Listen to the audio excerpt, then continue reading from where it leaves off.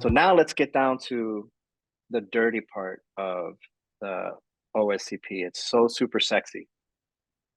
And everyone is talking about how it's so hard, so difficult. Yes, it is. Absolutely. It is a difficult exam because there is so much material that is thrown out at you. But you have to take a step back and realize that it is a mile wide, but it's only an inch deep. Nobody at offensive security is expecting you to be a master web app penetration tester. Nobody is going to ask you to be an expert Python coder, or perfect at Bash, or know databases, network pen testing inside and out. They expect you to have a very good working knowledge, familiarity with the topics that they give you. The last cohort that I helped teach, it was still an 18-week cohort, and the first 4 weeks, essentially 30 days, 24 days, let's say, but we'll say 30 for the math, were self-study. And students would ask me, it's like, listen, we have the PDF for offensive security, the OSCP, and it is huge. It is 800 pages. And I would say, so what? You never read Harry Potter? You never read these large books in high school? How do you eat an elephant? Is what I used to tell them, right? It's a stupid saying. My family used to say it all the time, and I thought it was dumb until it started making some serious sense. You eat it one bite at a time. So I would tell them, say, listen, you have 800 pages. You have 30 days. If you read just 26 pages, that's it. 26 pages a day, which a person can read in about a half hour. Where I'm asking the students to read a half hour a day, just the manual. They can get through the entire PDF on their own before they sit down for the boot camp.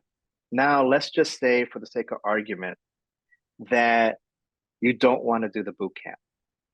You just want to do the 90-day voucher. You still have the same scenario happening, but you would tweak it a little bit. You have to get through the material. And offensive security has a beautiful way of presenting the material, because not only do they give you the words that you could read, but you can listen to them or watch the videos. If you don't want to watch the videos, you can still hear the videos, which basically read off the manual, or you can watch. Johnny Long, I believe, is still the narrator. If you guys don't know Johnny Long, he's the guy that created the book with Google Dorks, and he kind of drops himself in the middle. He says, "Hey, that's me, Johnny Long," when he's talking about Google Dorks. So you have 90 days. You get through the material one little bit at a time. Are you going to understand everything? No, absolutely not. But you're getting through the material, and as you're reading just little 26 pages, and there's pictures and stuff in there too. There's graphs. You could take notes on the side. If you have an ebook, like I could write on my iPad, I could write right on the PDF with my Apple Pencil and make little notes here and there. As those same 30 days, as you're reading through the material, you start doing the work that offensive security gives you. They give you challenges now, which I think is fantastic. When I went through, we had Proving Grounds play and practice. Practice is the paid. I was fortunate enough to have a learned one, so I had a year's access. But we're talking about 90 days here, or even just a boot camp style. As you're going through the material, now OffSec allows you to do all of these challenges within the material itself, where before you would read the material, then you would open up the PWK lab environment or PG Play, PG Practice, and you would just go at it. You would just kind of learn as you make mistakes. And this is where some people get frustrated.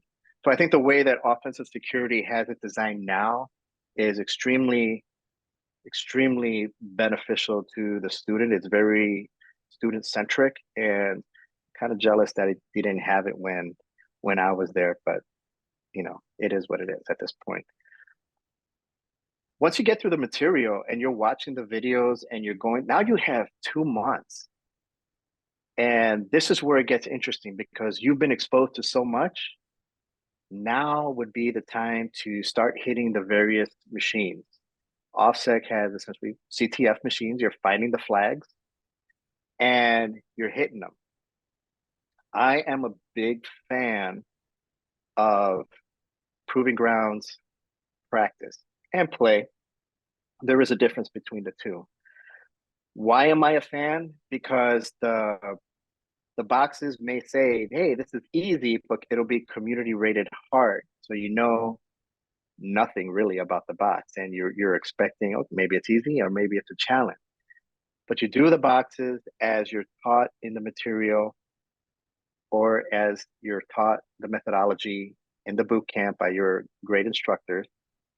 And when you fail, and you will eventually, and it'll get frustrating, you have a walkthrough that you can download and you could take a peek at it and see where is it that you went wrong. The thing about walkthroughs is that, especially in the beginning, I would use them all the time. Okay.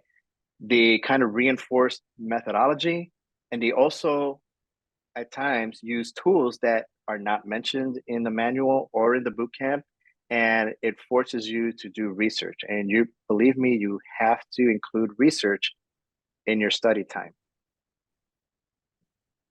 Once you've done, say, about 20 boxes on your own with walkthroughs, challenge yourself and try and conquer boxes without using a walkthrough at all.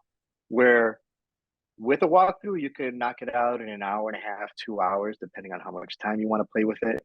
But when doing it by yourself, really for the first time, it could take days. And that, believe me, is a wonderful thing because you're going to get stuck and it's going to force you to do research. And in the real world, you're not going to have a TA or an instructor or a Dr. Phi or a Candido to help you out. They're going to expect you to figure stuff out on your own, and Google is a skill. Okay. And doing this type of research is just going to help you further and further along. Resources. Number one, you have to take notes. I personally use Obsidian, use Joplin, you can use Notepad for all I care. It's whatever your personal preference is. I use Obsidian. It's a Markdown based program. You can search for anything and everything that you inputted into your notes. You can break it up into categories.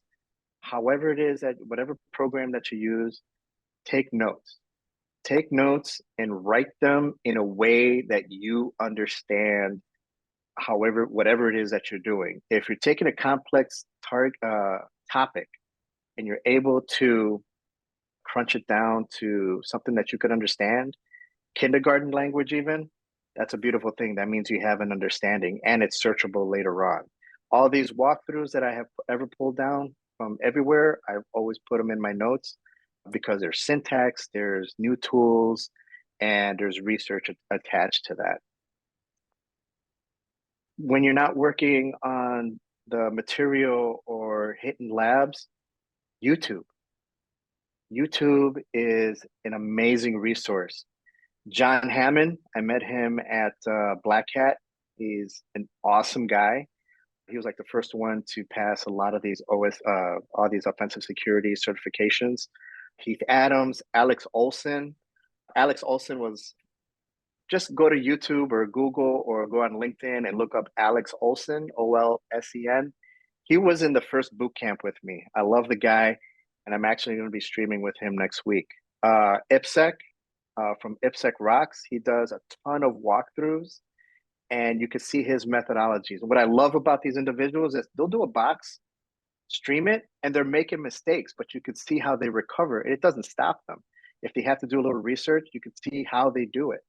And there's also other things that from like anti-siphon, training, Black Hills, API Sec University, and then of course hit your meetups was it the BurpSec meetups here in Chicago? They're all over the country, all over the place. Hit your, here in Chicago, we have ThoughtCon, we have Blue Team Con that just happened, and of course, DEF CON, Black Hat. If you could go and talk to people and network, and if you see something cool, ask them, hey, teach me how to do that, and take notes, exchange LinkedIn's. GitHub is huge. What else? That basically covers it all as far as like strategies. But the main takeaway is you have to commit. And once you commit, you have to start prioritizing how are you going to do this. It doesn't matter if you study a little bit in the morning, a little bit at night, a little in the morning and night, and then setting aside time to do machines on either the challenge machines in the material or the Pen 200 or PG Play or PG Practice or like Hub, which I believe is also owned by Offensive Security. There are other platforms out there, but stick to the ones that are really centric to offensive security because that's where it's really going to be focused. And just spend the time. Offensive security not that long ago put out a blog post that says people that do at least 50 boxes have a greater chance of passing the first time when they sit for their OSCP. Here's my thought on that.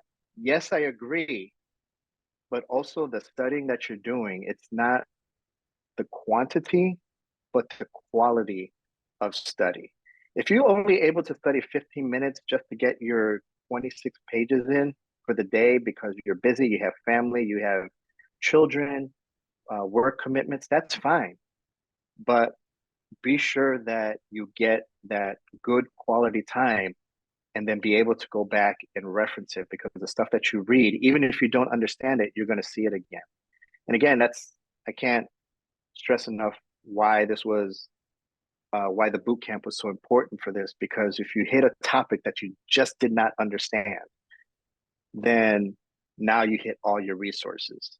You have your instructors, your assistant instructors, your classmates that maybe have a little bit more expertise because they are in industry.